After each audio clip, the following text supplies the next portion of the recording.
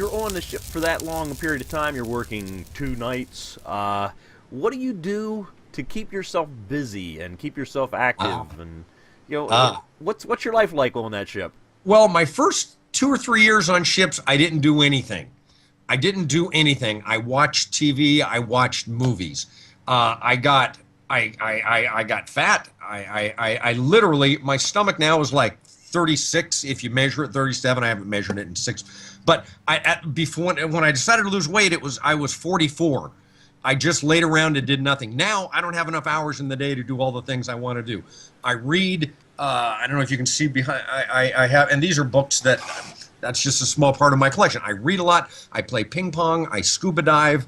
I swim. Boy, it sounds like one of those old Kotex commercials. I play tennis. I swim. I ride horses. I go on tours. That's one of the benefits. You get to go on tours for free. I don't have enough hours in the day. Oh, I learned sleight of hand. I never did sleight of hand. I always just did a stage show. I do sleight of hand, and I'm actually pretty good at it. I'm pretty decent. I just started that like 7 years ago. Okay. So you got to keep yourself occupied. You definitely got to keep the noodle occupied. Okay. My brain, as well as me physically getting fat, my brain turned to mashed potatoes.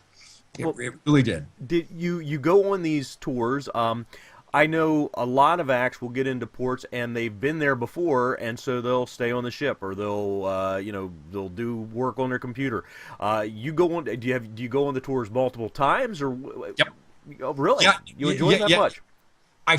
It's a way for me to force myself to get out, to be a little bit social, to get some sunshine. It is easy to stay on the ship, and some people, they enjoy doing that, and fine. There's been a couple tours in Africa that I've been on a number of times because I love the scenery.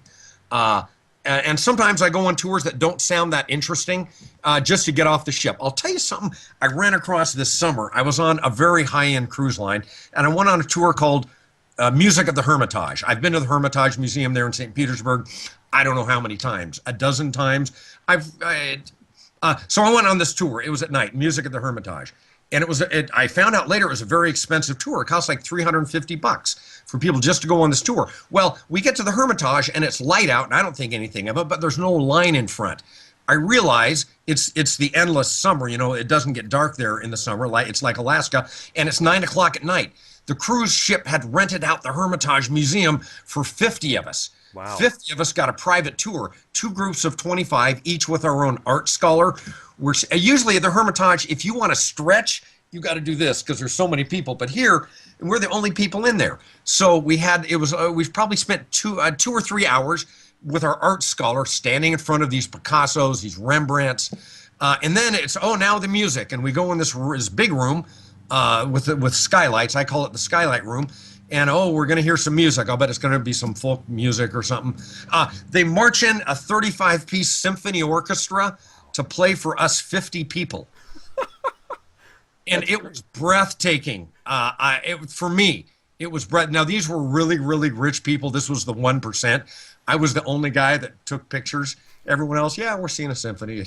But to me, that was, and I wouldn't have had that experience and scores of other had I not forced myself to go on a tour. Okay. So it's something I do and I recommend doing. Okay.